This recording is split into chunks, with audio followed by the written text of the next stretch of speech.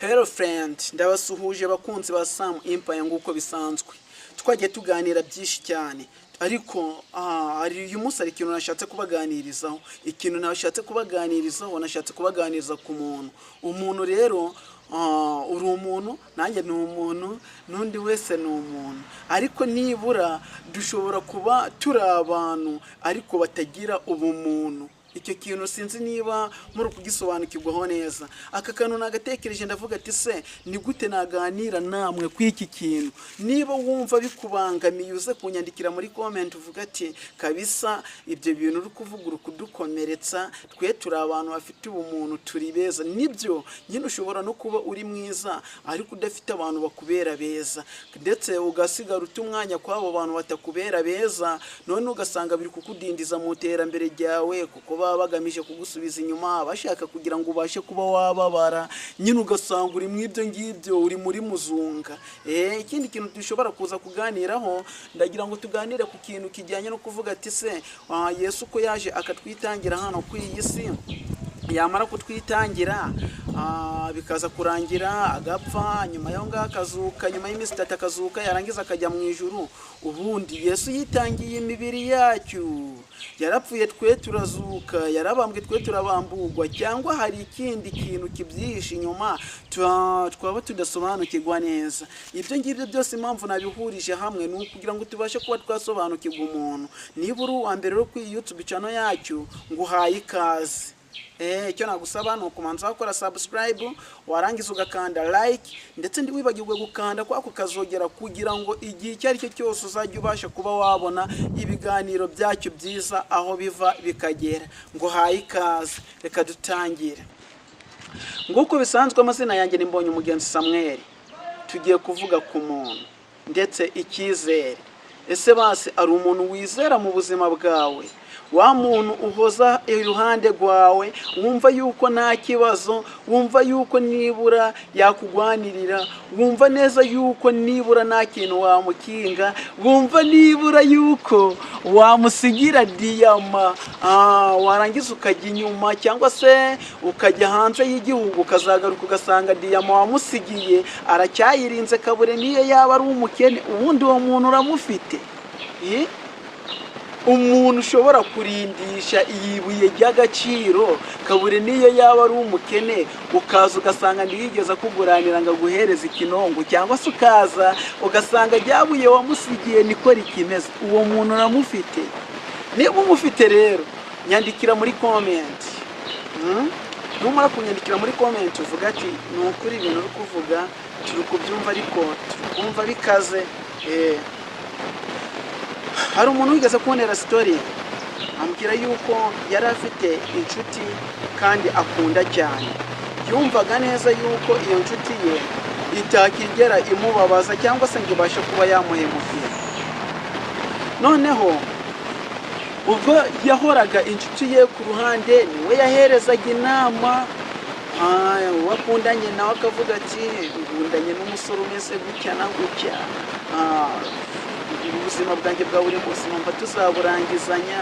Mbese uko yagendaga ari kuratarata uwo musore, yarazi yuko ari kumubwira inshuti ye yuko nyine afite umusore mwiza ashobora kuzatangirana nawe ubuzima. Ariko ikintu gitangaje, uko yagendaga arata uwo musore, niko uwo yamuratiraga yatangiye gukunda uwo musore cyane. Byaje kurangira rero uwo ngo warataga umusore adakukanye uwo musore, ubwo wundi yamuratiraga ari we wegukanye umukunzi we. Umukobwa yasigaye ari mu marira, umusore ajyana n'umuntu atigeze atangirana nawe inzira y'urukundo. Icyo ngicyo nshatse kukubwira ati umuntu ni umuntu. Umuntu si inyama n'amaraso n'amagufa, umuntu ubwo ni ikihishe mw'ibyo ngibyo. Rero akenshi na kenshi niba utizera abantu bizakugora kuba wahemukirwa, ubundi ntabwo uzigera uhemukirwa. N'uzajya kuguhemukira uzajya umumenya mbere. Ariko igihe cyose tubayeho tujya dukora amakosa yo kwizera umuntu. Ugafata umuntu wakabaye wakicaza muri saro ukamwicaza mu cyumba, ugafata umuntu wakabaye wakinga amabanga yawe ukamubitsa amabanga. uwo nguwo uhaye amabanga yawe, rikoda zawe ukazifata ukazimubitsa, uwo nguwo azikoresha kurimbura. Uwo ni umuntu. Ni ukuvuga ngo rero ikintu kijyanye no kwizera umuntu ukamwizera gutyo ukamwimariramo, ni ibintu by'umwanda. Nagusaba ngo uzajye ubyizera. Kenshi na kenshi tujya duhemukirwa, ariko tugahemukirwa n'abantu twizeye mu buzima, babandi baturi hafi. Nuko bitashoboka wamenye yuko umuntu azaguhemukira, wamwiyegereza cyane kugira ngo azabikore umureba. Ariko uje uyu munsi umuhuzana w'amaso, ejo niwe ugira ute, niwe uguhemukira.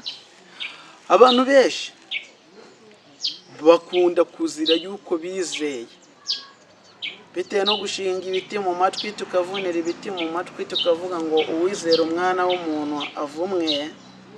Igihe icyo ari cyo cyose usanga bitewe n'ibyo twagiye turengaho, ikintu buri gihe usanga ku bw'iryo jambo tugenda tukarengaho, igihe icyo ari cyo cyose twisanga mu izo ngaruka zo kuba twaraguye mu kwizera abantu.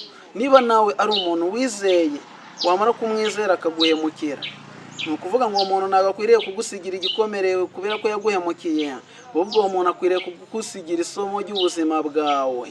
Umuntu naramuka aguteye igikomere, icyo gikomere kikaza gukira, ntuzigere wibagirwa kuzajya ureba ku ngovu yaguteye kugira ngo uyikureho isomo, iguhereze kutazongera kugera wizera umuntu n'umunsi n'umwe. Ni ukuri ikintu nshatse kubabwira mu cyumve, niba ukora bizinesi yawe ikazamuka, iyo ngiyo ni ingota ukoresha mu kubabaza abanzi bawe. Ni ukuvuga abanzi bawe baba bakeneye yuko isaha ku isaha ujya hasi y'ibirenge byabo, ariko wowe ku giti cyawe utabashije kumenya neza yuko abanzi bawe bashaka kujya hasi y'ibirenge, ujya ukisanga ahubwo bagukandagiyeho bari hejuru yawe. Nuko nguko biba bimeze. Ikindi ni ukuvuga ngo umuntu ameze nk'igiti. Umuntu namugereranya nk'igiti. Yuriye igiti, inyoni ikaba yaza ikakwarikaho uko ibonye, rimwe na rimwe ikakwiherera ku mutwe. Ibyo bintu ntari byiza. Rero nawe ntuzigere utuma wenda uzatume abantu bagurukira hejuru ku mutwe wawe, ariko ntuzatume baguhagararaho. Ese muri make abantu benshi uzajya ubona muri make ibintu bari kukwifuriza atari byiza, ariko ntuzabahereze umwanya mu mutima wawe kugira ngo utazamara gufungura amarembo ukabafungiramo, nyuma y'aho ngaho bakaguhemukira bakurimo neza. Ubu ngubu rero ndakeka musobanukiwe umuntu.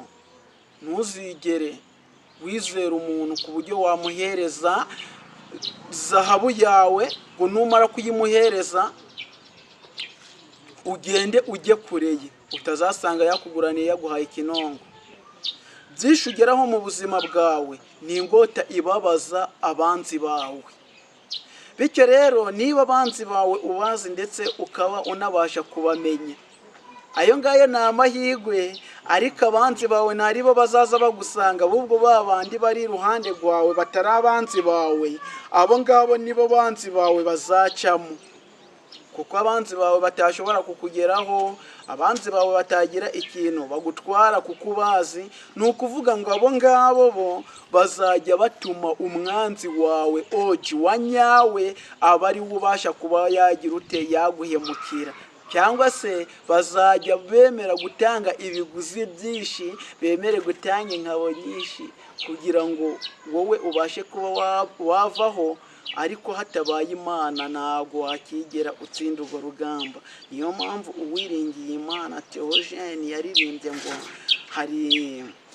hari igihe uba mu kigeragezo gikaze, ngo abantu bakakuvuga ngo urajya hehe, bakakuvuga bongorerana ngo ntabwo buri buze gucya, ngo ariko bugacya, ngo bukongera bugacya, ngo n'ejo bugacya.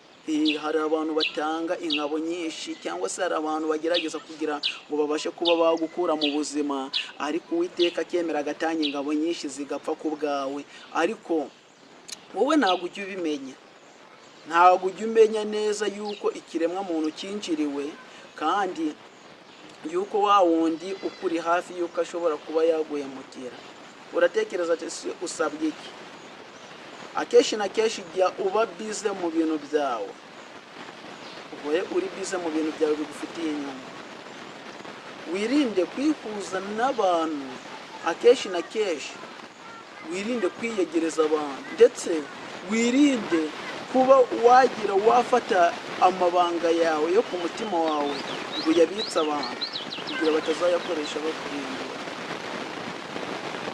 Iyi ngiyo niyo nama nakugira. Reka tujye ku kintu cya kabiri nateganyije kuba naganira namwe.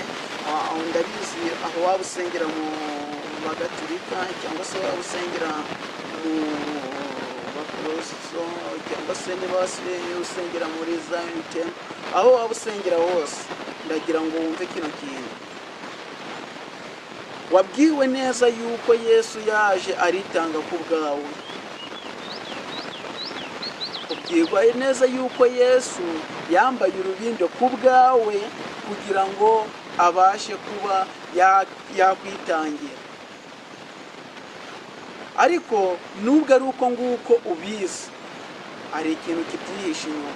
Ushobora kwibaza ati se kibyihishe inyuma ni ikihe? Ndagira ngo ngikubwire ndagutindiye, ntabwo nshaka kumara iminota myinshi aha ngaha.